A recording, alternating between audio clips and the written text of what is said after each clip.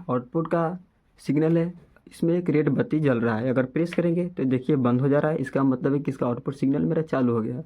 और वापस इसको ऑन करेंगे तो रेड बढ़ने का मतलब कि आउटपुट का सिग्नल मिट हो गया है, बंद हो गया है। अगर इसमें अगर रेड या येलो इंडिकेट करता है तो हमारा लिमिटर का इंडिकेट करता है कि आपका लिमिटर ऑन है और काम कर रहा है।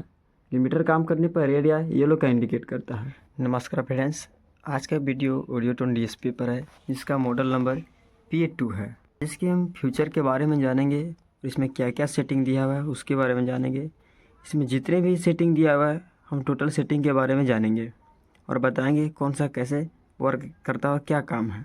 उससे पहले हमारे वीडियो को लाइक कर लीजिए और चैनल को सब्सक्राइब कर लीजिए ताकि आने वाला वीडियो का नोटिफिकेशन जल्द ही मिल सके। चलिए वीडियो को शुरू कर। इसको हम काफ़ी दिनों से यूज कर रहे हैं, इसलिए इसका लिखा हुआ नेम मिट क्या है, ये ऑडियोटोन कंपनी का है और इसका मॉडल नंबर PA2। आगे की हम देखें तो यहाँ पर एक HDMI का इनपुट दिया हुआ है और यहाँ पर एक डिस्प्ले दिया हुआ है और नीचे में 20 से 20 किलोहर्ट्ज़ तक इसका मेंशन किया हुआ है। और यहाँ पर एक बैक स्विच दिया हुआ है, जो हम किसी भी सेटिंग में जाने के बाद वापस आते हैं तो इससे बैक प्रेस करके बैक आ सकते हैं। और यहाँ पर एक रोटरी स्विच दिया हुआ है, इस रोटरी स्विच के माध्यम से आगे और पीछे जा सकते हैं और इंटर करने के लिए बीच में हम प्रेस कर सकते हैं। यहाँ पर एक विजार्ड का ऑप्शन है, इस विजार्ड के ऑप्शन के माध्यम से हम कोई भी सेटिंग कर सकते हैं। यहाँ पर एक रिकॉल दिया हुआ है, रिकॉल से हम जो भी सेटिंग की है प्रीसेट बनाए हैं 1 से 100 तक या कंपनी का दिया हुआ है, इसे रिकॉल के माध्यम से उसमें जा कर के हम कोई भी प्रीसेट सिलेक्ट कर सकते हैं। स्टोर का बटन जो दिया हुआ है स्टोर में, इस बटन के माध्यम से हम कोई भी अगर सेटिंग इसमें चेंजिंग किए हैं तो उसमें हम जाकर स्टोर को दबाकर सेट कर सकते हैं और कितना नंबर प्रीसेट पर सेट कर सकते हैं इसी के लिए दिया हुआ है। तीसरा यूटिलिटी में जो दिया हुआ है, इसमें सारे डिस्प्ले पर जो भी फंक्शन दिखाता है, जैसे ब्राइटनेस और भी चेंजेस करना है, कलर चेंजेस करना है और जो भी पासवर्ड लगाना है या जितने भी चेंजेस हम कर सकते हैं इसमें यूटिलिटी के माध्यम से हम डिस्प्ले का चेंजिंग कर सकते हैं। उसके बाद आगे जाके दिया हुआ है GQ और एक क्रॉसओवर दिया हुआ है, फिर PQ दिया हुआ है, AFS दिया हुआ है, कंप्रेसर दिया हुआ है, डिले दिया हुआ है, सबवूफर सोनिक दिया हुआ है, लिमिटर दिया हुआ है, एक RTA माइका बटन भी दिया हुआ है। आगे में 2 इनपुट लेवल का सिग्नल दिया हुआ है, लेफ़्ट राइट, और तीसरा 6 आउटपुट है तो 6 आउटपुट के लिए भी लेफ़्ट राइट लो में, लेफ़्ट राइट मिड में और लेफ़्ट राइट हाई में दिया हुआ है, जिसका सिग्नल 0 dB तक है। ऊपर में जो LED दिया हुआ है ये ऑप्शन दिखाता है हमारे पावर ऑन का, जब आउटपुट का सिग्नल म्यूट या ऑन है। अगर ये म्यूट रहेगा तो इसका बत्ती रेड रहेगा। ये पीछे बैक पैनल का साइड है, जान लेते हैं इसमें क्या क्या फीचर दिया हुआ है। वैसे यहाँ इनपुट के लिए 240 वोल्ट के केबल लगाएंगे। दूसरा इसमें इंटरनेट का केबल लगेगा जो वाईफाई राउटर के माध्यम से कनेक्ट करके लैपटॉप या मोबाइल टैब जो भी है उसमें हम चला सकते हैं। तीसरा USB है जो लैपटॉप से कनेक्ट करने के लिए दिया जाता है, सॉफ्टवेयर अपडेट करने के लिए। तीसरा हमारा आउटपुट है जो हाई का है, जो लेफ़्ट राइट का आउटपुट है। फिर इसके बाद आउटपुट दूसरा है, इसमें मिड है जो लेफ़्ट राइट का भी आउटपुट है। तीसरा यहाँ पर बेस है जिसमें भी आउटपुट हम ले सकते हैं लेफ़्ट राइट, और मोनो भी ले सकते हैं। आगे बताएंगे मोनो हम कैसे सिलेक्ट करके ले सकते हैं। तीसरा इनपुट के लिए लेफ़्ट और राइट अलग अलग 2 इनपुट दिया हुआ है, इसमें हम मोनो भी चला सकते हैं। यहाँ पर जो 2 स्विच दिए हुए हैं, एक लेफ्ट और ग्राउंड का है। इस स्विच का मतलब है कि इसका आउटपुट जो ग्राउंड का रहता है, जो माइनस ग्राउंड, और उसका बॉडी का ग्राउंड दोनों अटैचमेंट करने के लिए दिया हुआ है। इसे ऑन और ऑफ करके इसको स्विच के माध्यम से जोड़ सकते हैं ताकि हमारा हमिंग ख़त्म हो जाए। दूसरा जो स्विच दिया हुआ है 10 dB, -10 dB और ये +4 dB में दिया हुआ है।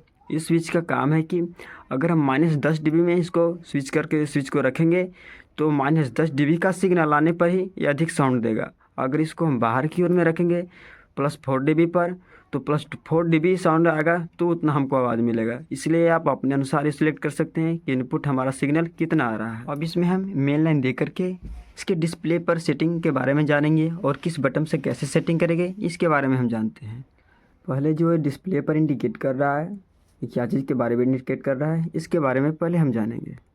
पहले जो यहाँ पर लिखा हुआ है कंप्रेसर, अगर एक कंप्रेसर ऑन रहेगा तो कंप्रेसर काम करता हुआ दिखाई देगा।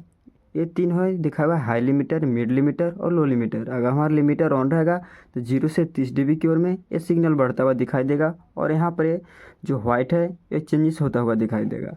हम आगे की ओर बढ़ते हैं, इसे प्रेस करके हम आगे बढ़ेंगे। यहाँ पर दूसरा डिस्प्ले में देखिए RTA माइक के बारे में बताएगा।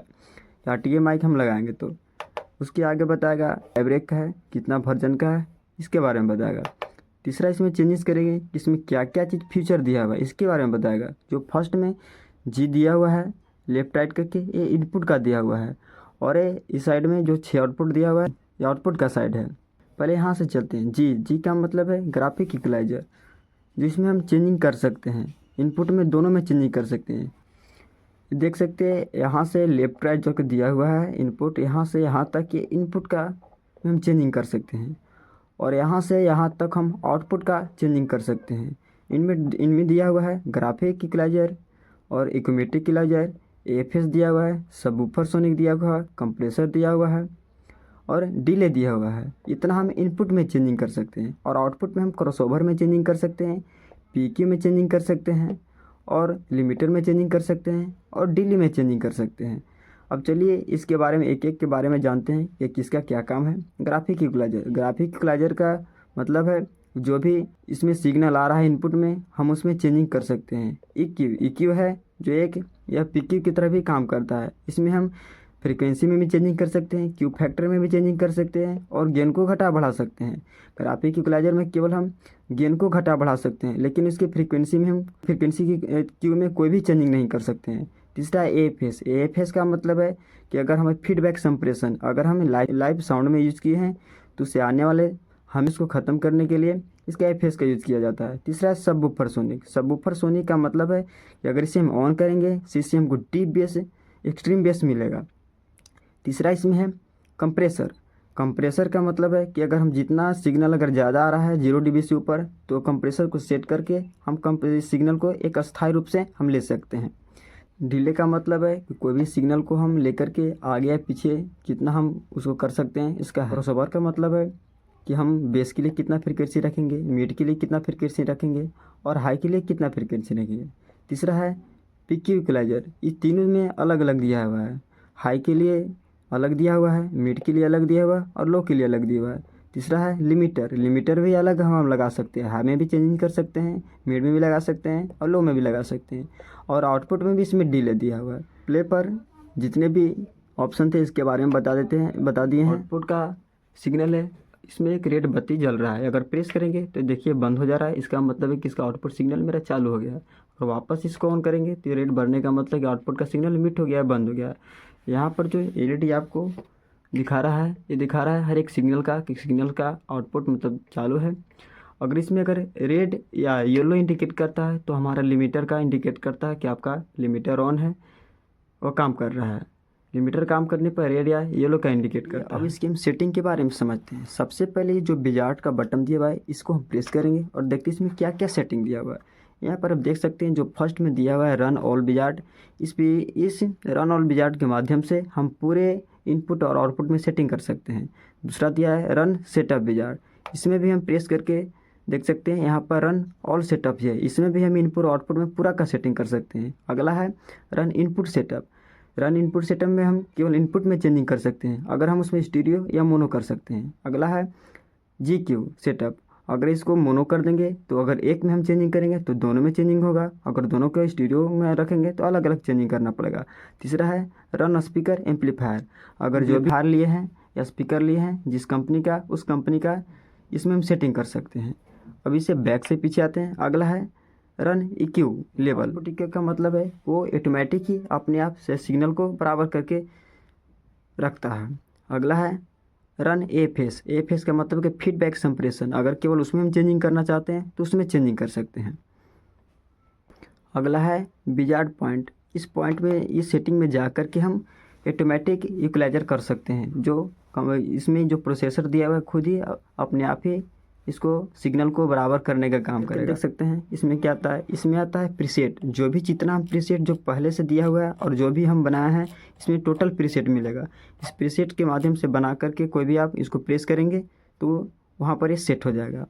अगला है स्टोर का बटन प्रेस करने के बाद ये इसमें हम सेव कर सकते हैं। देख सकते हैं ये मेरा साउंड का नेम है, अगर इसमें हम चेंजिंग करना चाहते हैं तो कोई भी नाम में हम चेंजिंग कर सकते हैं, और चेंजिंग कर करके इसी स्टोर के माध्यम से फिर प्रेस करके यहाँ जा सकते हैं और देख सकते हैं जो भी प्रीसेट पे जहाँ पर सेटिंग है उसको हम इस पर सेटिंग कर सकते हैं। अगला है यूटिलिटी। यूटिलिटी में हम प्रेस करने के बाद देख सकते हैं ये टोटल डिस्प्ले पर फंक्शन क्या क्या चलता है इसके बारे में देता है। सिस्टम इन्फो, देख सिस्टम इनपुट में मॉडल नंबर वर्जन के बारे में दिया हुआ है।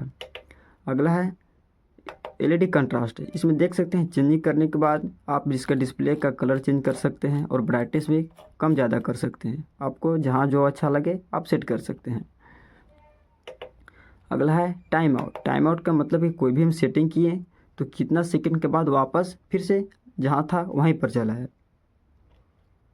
अगला है अगर आउटपुट में जो भी हम एक साथ इसको म्यूट करना चाहते हैं तो म्यूट कर सकते हैं और चालू करना चाहते हैं तो चालू कर सकते हैं। इसका अगला है सिक्योरिटी में कि कोई भी अगर हम पासवर्ड इसमें लगा देंगे तो अगर उस पासवर्ड को इंटर करेंगे तभी इसको हम वापस से सेटिंग कर पाएंगे, अन्यथा पासवर्ड नहीं डालने के बाद ये कोई भी काम नहीं करेगा। तीसरा है डिवाइस नेम, मतलब इसे ड्राइवर का हम जो भी डिवाइस नेम चेंजिंग करना चाह सकते हैं वो कर सकते हैं। इसको प्रेस करके घुराने के बाद इसमें कोई भी आप चेंजिंग कर सकते हैं। उसके बाद अगला है सेफ बैनर। इसमें हम इसके बारे में भी नहीं जानते हैं इसलिए हम कंफर्म नहीं बता सकते हैं। अगले वीडियो में हम बनाएंगे तो इसके बारे में बताएंगे। इस वीडियो में इतना ही बताएंगे क्योंकि वीडियो बहुत ही लंबा हो गया है। अगले पार्ट में हम इसके सभी सेटिंग के बारे में बताएंगे, कौन कैसे सेटिंग करते हैं और कैसे करते हैं। इसलिए अगर हमारे चैनल को सब्सक्राइब नहीं तो सब्सक्राइब कर लीजिए और बेल आइकन घंटी जरूर दबाइए ताकि आगे आने वाले वीडियो का नोटिफिकेशन आपको जल्द ही मिल सके और वीडियो को मिस नहीं कर पाएँ। अगर हमारे वीडियो को लाइक नहीं तो लाइक कर लीजिए। इतनी डिटेल्स में जानकारी कोई भी नहीं देगा। इसके आगे वीडियो को देखने के लिए चैनल को ज़रूर सब्सक्राइब करें।